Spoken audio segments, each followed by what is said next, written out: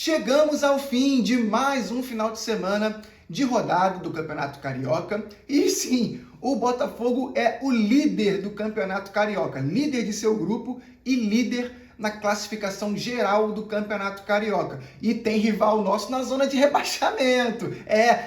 Mas é o Campeonato Carioca. Ninguém liga pro Campeonato Carioca. Não mete essa não. Quando era o contrário nos anos anteriores, que a SAF do Botafogo realmente não ligava muito para o Campeonato Carioca, o Textor dizia que o ano começava depois.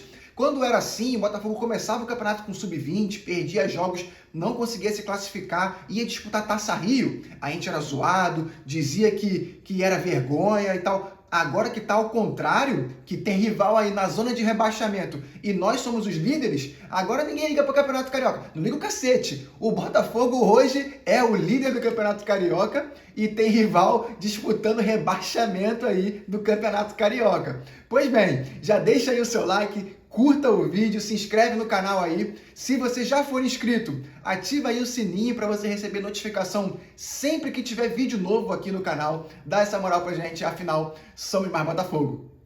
Pois bem, a rodada começa pra gente no sábado, né? Uma rodada que foi um pouco ofuscada ali por conta das relações do Textor, das declarações dele. Enfim, vamos tentar concentrar esse vídeo um pouco mais no campo e bola. Textor a gente já falou muito e vai continuar falando normalmente, mas vamos deixar para outro vídeo e vamos tentar concentrar esse vídeo mais no campo e bola ali, as atuações de Martim Anselmi, que vem ganhando muitos créditos com a torcida. A torcida vem gostando, o Botafogo vem praticando um futebol envolvente, um futebol muito bom, de muita posse de bola. O Botafogo não tem deixado os adversários ficarem com a bola. Ah, Felipe, mas o Botafogo jogou contra o Bangu.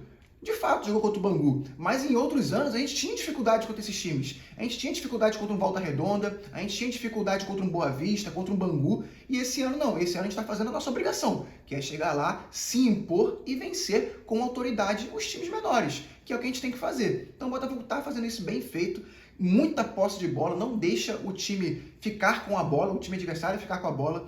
O outro time adversário também não consegue sair jogando, logo tem ali uma pressão pós-perda, então uma pressão na saída de bola, eles têm que estar chutando para frente, a gente recupera essa bola e continua construindo. A gente teve mais de 75% de posse de bola nesse último jogo, o que mostra a superioridade de posse de bola perante o adversário e tem começado a mostrar ali alguns bons frutos, principalmente para mim, na minha opinião, o Danilo. O Danilo tem se mostrado ali um verdadeiro dono desse meio de campo do Martim Anselmi. Ele tem se mostrado um jogador muito dinâmico, tanto na saída de bola, quanto na organização do meio de campo, apoio no ataque. Ele tem aparecido ali para tabelar. Ele tem feito ali uma dupla muito bem feita com o Alan. O Alan que chegou aí no ano de 2024, ainda não deu liga, ele nunca conseguiu entrar no time, até porque Gregory e Marlon Freitas não deixavam ele entrar, né? Realmente era uma dupla que casava muito bem. O ano passado saiu o Gregory, mas chegou o Danilo, aí ele continuou sem espaço. E dessa vez, já que o Botafogo ainda não trouxe um substituto do Marlon Freitas, o Alan vem jogando e olha, tenho gostado muito dele em campo. Tem feito bons jogos, fez um bom jogo na partida contra o Volta Redonda e também fez um grande jogo contra o Bangu. Tenho gostado muito, ele tem feito boas tabelinhas ali com o Alan, tem feito um quadrado no meio de campo muito interessante, com Alan e Danilo, Alan um pouco mais para a direita, o Danilo um pouco mais pela esquerda, e mais na frente nesse jogo teve Santi e Montoro. Santi um pouco mais pela esquerda, Montoro um pouco mais pela... Santi um pouco mais pela direita e Santi um pouco mais pela esquerda. Então, teve ali uma relação, né? Esse quadrado ali com muita movimentação, com muito toque de bola, uns passes envolventes, com a passagem dos laterais ali, o Vitinho pela direita. Nesse jogo não teve o Alex Telles, foi poupado, jogou o Natan, como a gente bem vinha dizendo em vídeos anteriores, que o Anselmi usaria pontas pela ala esquerda, então ele tem usado ali o Natan Fernandes pela ponta esquerda no lugar do Alex Telles. Então tenho gostado muito dessa envolvência ali no meio de campo, esse quadrado de Alan, Danilo, Santi e Montoro, né? Tem que ver qual será o time titular utilizado na partida contra o Cruzeiro. Se volta o Arthur, né, que foi titular contra o Volta Redonda, se ele retorna com o Joaquim Correa, que aí foi preservado desses jogos, dizendo que estava com um princípio de lesão. Então tem que ver, o Botafogo tem bastante opção, tem o Barreira, que tem entrado bem nos jogos também. Então tem que ver aí como vai ser essa relação, qual vai ser o time titular na partida contra o Cruzeiro. Mais tarde a gente faz um vídeo também para falar exclusivamente sobre esse jogo contra o Cruzeiro, como vai vir um Cruzeiro também, um novo Cruzeiro do Tite. Então, a ver, esse novo Botafogo que tem agradado muito bem os seus torcedores. Bem, continuando a análise do time do Botafogo, a gente tem que falar do Montoro, né? O Montoro aí vem se destacando muito bem nessa parte ofensiva do time, tem feito grandes jogos, não fez um tão grande jogo igual ele fez contra o Volta Redonda, nessa partida contra o Bangu, porque contra o Volta Redonda ele realmente se impôs mais, apareceu, fez gol. Contra o Bangu ele já não pareceu tanto assim, mas claramente fica evidente que o Montoro ali é o cara desse time agora ali do meio para frente, né? Ele é o que mais vai se destacar aí ao longo do ano. Tomara que Montoro consiga completar o ano, não seja vendido ali na janela do meio de ano, nem nessa agora, muito menos nessa agora, né? Que ele consiga ter grande ano, longevidade, é o que a gente espera. E o Montoro você vê realmente que é um moleque diferente. É um moleque que tem um toque refinado na bola, é um moleque que consegue driblar, consegue furar linhas.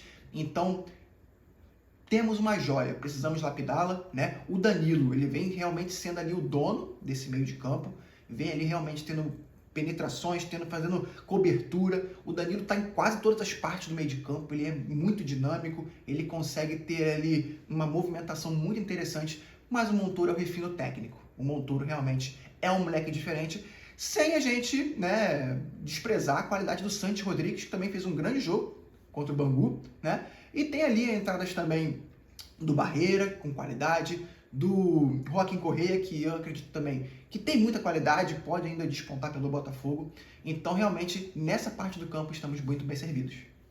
Um detalhe ainda a ser melhorado, né, é o nosso centroavante, Arthur Cabral, né? Eu sei que ele é alvo da torcida, muita gente não gosta do Arthur Cabral. Eu, particularmente, ainda acredito que ele vai fazer um bom ano. Eu acho que a parte do Arthur Cabral, nesse momento, está sendo mais psicológica do que técnica, né?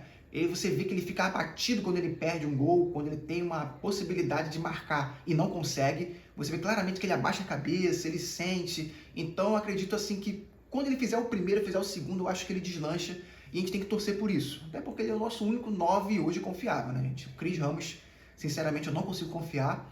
E o Kadir é menina, é jovem, né? Vai ter altos e baixos aí, pode ter uma minutagem maior esse ano, mas a gente não pode confiar assim nele. Então, a gente tem que confiar no Arthur Cabral. Infelizmente, não está numa fase boa, mas é torcer para que ele consiga marcar os gols da equipe. Na defesa, primeiro tivemos a reestreia do Neto, né? O goleiro Neto, que jogou ano passado, fez 4 jogos, se lesionou, ficou muito tempo fora, voltou agora, né? Então, é a gente tentar apagar tudo o que aconteceu, torcer para que ele também volte bem, volte com dinâmica de jogo, né? O goleiro precisa de tempo de jogo, precisa de tempo, né, para voltar a agarrar bem. Então, ele precisa ter ali ritmo de jogo, coisa que ele nunca teve tanto na carreira, já que ele foi reserva no Barcelona, foi reserva na Juventus, foi reserva na Inglaterra, enfim, foi reserva em vários times. Então, agora talvez seja o momento do Neto. Voltou, não foi muito exigido, né? O Bangu ali fez uns 2 chutes no gol apenas, ele claramente foi bem nas defesas, mas não foi tanto exigido. Então, é torcer para o Neto também voltar bem.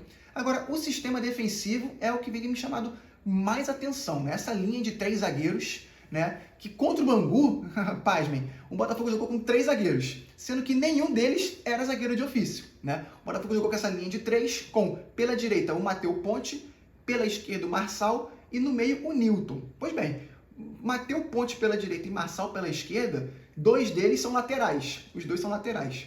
E no meio, o Nilton é volante. Então, ou seja, nós tínhamos uma linha com 3 zagueiros e nenhum dos 3 era zagueiro, né? Pela primeira vez em trocentos anos aí eu vejo o Botafogo entrar em campo sem nenhum zagueiro de ofício no 11 inicial, né? No segundo tempo entrou o Barbosa ali por volta dos 35 do segundo tempo, mais para dar ritmo de jogo para ele, mas o Botafogo jogou grande parte sem nenhum zagueiro e não sofreu, né, defensivamente. Claro, era o Bangu, né? É um nível diferente, é um nível inferior, mas, né, é um time ajeitado. O Matheus Ponte tem me surpreendido positivamente, né?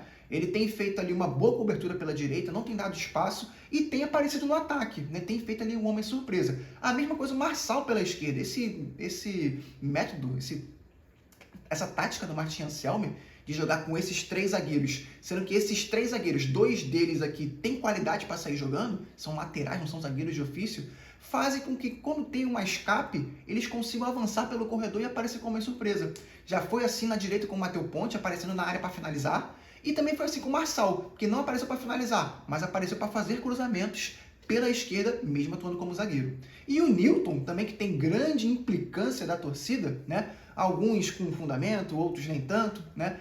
Tem feito boas partidas. Também não tenho o que falar do Newton nesse momento.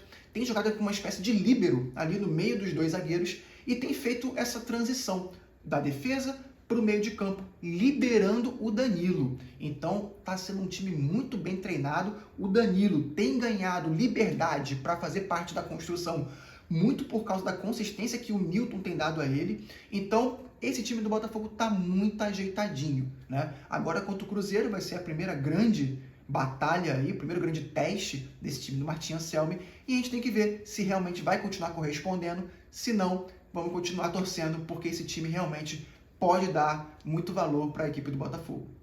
Finalizando a rodada, né, teve Fla-Flu, né? E o nosso rival, o rubro-negro, aí está na zona de rebaixamento do Campeonato Carioca. Pois bem, começaram com o Sub-20, né? Assim como o Botafogo durante vários anos também começou e era zoado por isso.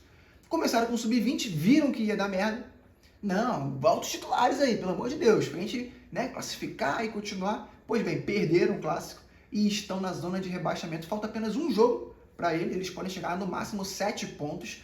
E aí periga de realmente acabar na zona de rebaixamento do Campeonato Carioca, o chamado quadrangular do rebaixamento, né? O Nova Iguaçu está também com 4 pontos, só que o Nova Iguaçu ainda tem 3 jogos para fazer, né? Então, uma vitória do Nova Iguaçu aí praticamente já deixa o Flamengo nessa zona de rebaixamento, e o que vai piorar muito a parte do planejamento deles para o ano, até porque tem mais jogos a serem feitos, né? Campos piores para se jogar, então realmente o Flamengo vai ter que se virar aí para jogar esse quadrangular do rebaixamento, e não pode jogar com o Sub-20, né? Porque se jogar com o Sub-20 já sabe que grande parte pode perder e pode ser rebaixado no Campeonato Carioca. Já imaginou?